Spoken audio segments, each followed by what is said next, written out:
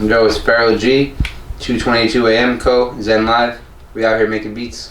Today I try to like different days. I try to spend time making beats for different artists. So like today, I'm trying to make beats for this artist Slitty Wrists. I'm trying to get a session with him, work on some songs. I'm trying to make some beats with him in mind. Who's that? He's an artist from Providence. If you haven't heard of him, check it out. Slitty Wrists. He's pretty good. He's got kind of like a trap style, but he mixes like psychedelic kind of vibes in with it. Pretty unique artist. My style, I feel like I make a lot of different styles, but I feel like all the beats that I make, you can still hear my kind of vibe in it. I feel like it's kind of like dramatic, like almost like movie theme type samples. So you're a sample-based producer? Not so much sample based, but more just like a lot of times beats I make more like epic. Not really more chill beats, more like epic kind of beats, you know. Mm-hmm. Musically, I grew up playing bass, so I was into a lot of like funk artists, like George Clinton, reggae artists, Bob Marley, and stuff like that. And then I got into hip hop after, so it's kind of like weird because like I have a lot of influences that besides hip hop that really influence my beat making.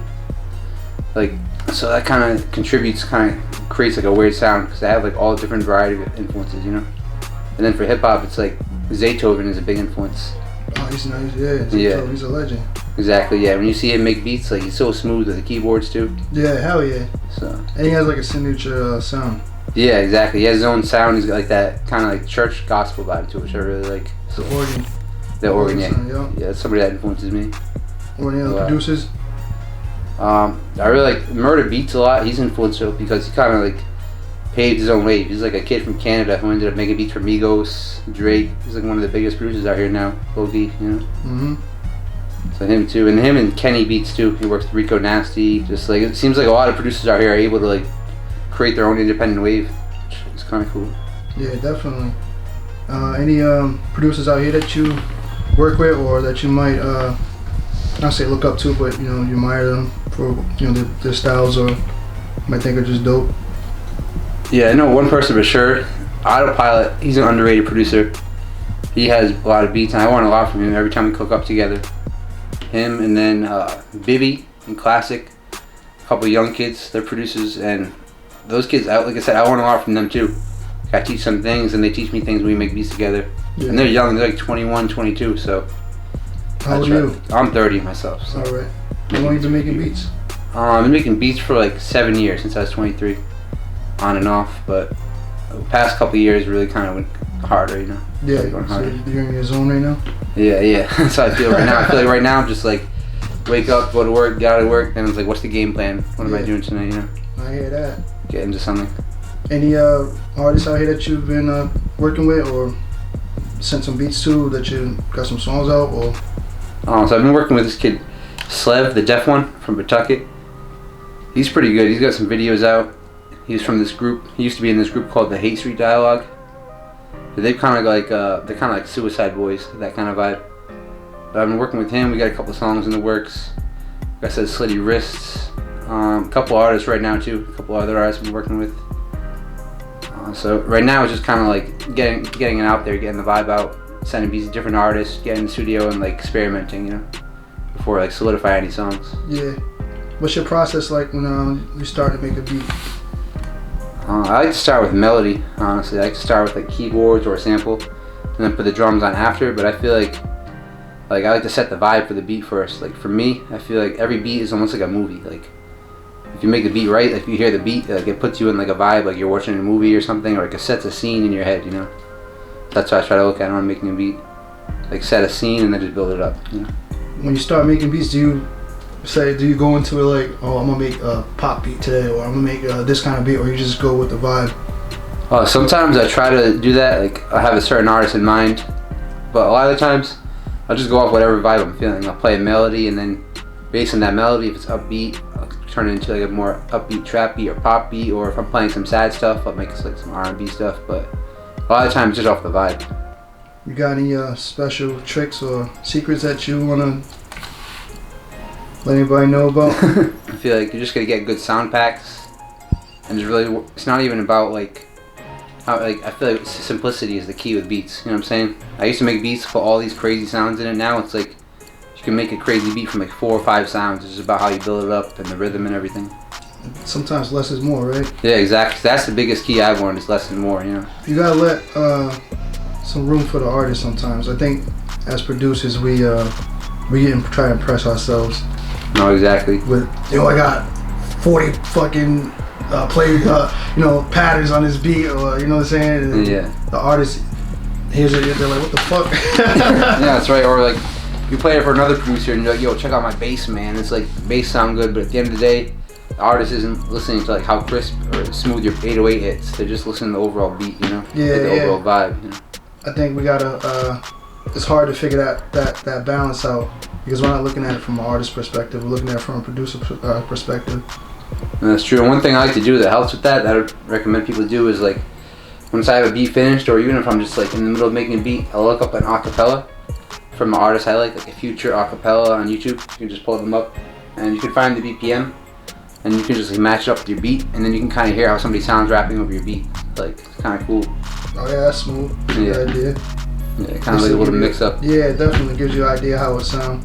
Yeah, it gives you confidence too, because it's like if it's a fire beat and all of a sudden you hear like a Drake chorus over your beat and it sounds good, you're like, damn, somebody could really make a hit on my beat. I just made, you know. I feel like if you're a producer, you're really gotta like dictate at the end of the day, like, all right, I have this beat, I want to get artists on it. If you don't like it, I'm gonna get the next artist, or find an artist who's gonna like it and work on it. You know, so don't get, I'm saying, don't get discouraged if artists don't like your beats, because there's probably another artist out there who does like that same beat. You know.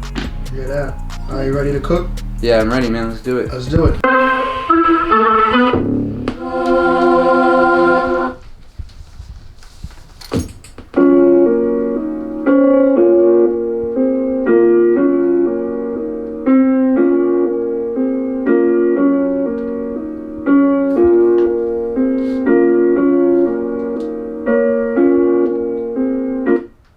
That one's cool, and then I'm gonna grab one more piano in case I don't end up using that one. But I try to make beats quick too. Not quick, but it's like you can spend hours going through sounds. Sometimes you just gotta pick a sound to start. You know what I mean?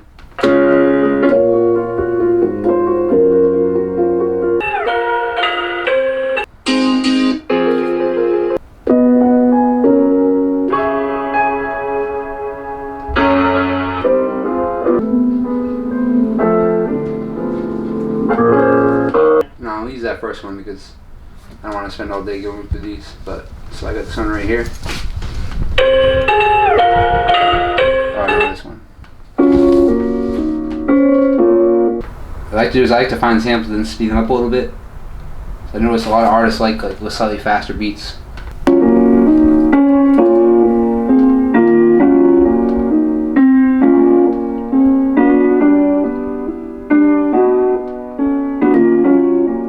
Faster than that, like 150 BPM.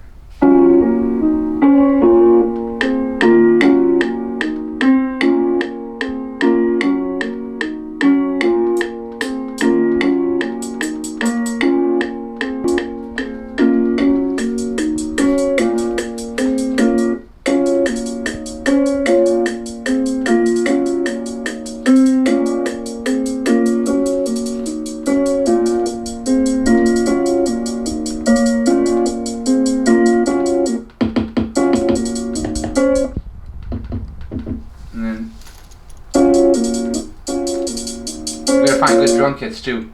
I have this drum kit called Owen's Main Stash. If you Google it, you can just find it, but it has like some crisp drum sounds on it. And honestly, I'm struggling right now because I'm trapping off this little Bluetooth speaker.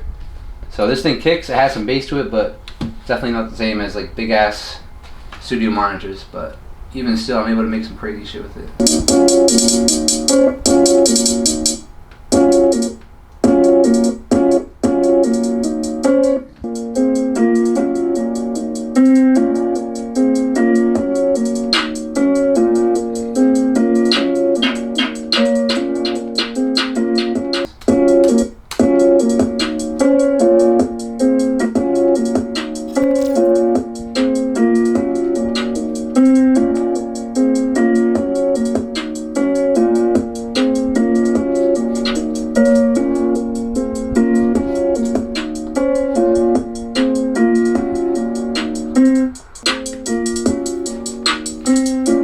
Make sure the sample doesn't overpower the drums too, so I usually turn the sample like way down.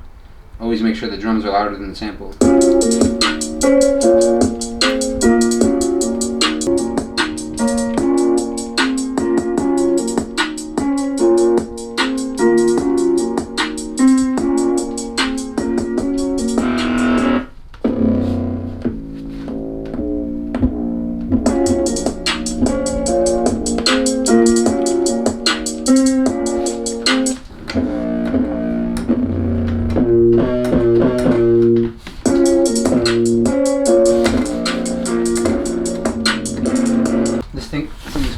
got this on Craigslist for $50.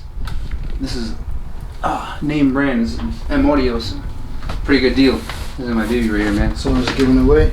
Yeah, someone was just kind of trying to get rid of it. I was like, yo, I need that. That's This would have been like $300 at Guitar Center new. So I was gonna buy one anyway. I just happened to be walking by and I saw it. I was like, if you're a producer, the best instrument you can learn to play is piano, man. If you want to learn to play piano, that's everything you need right there. Just take piano lessons or watch some YouTube videos.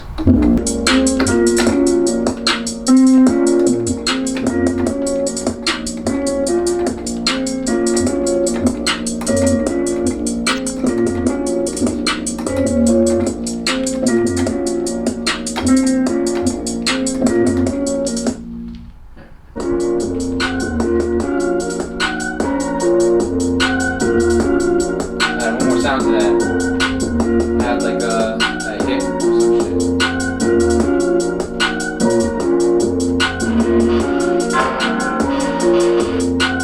Not that it's done, but I feel like this is kind of like almost a chorus. You know what I mean? I added like one more instrument. Like I got Omnisphere. Omnisphere is like probably the dopest synth.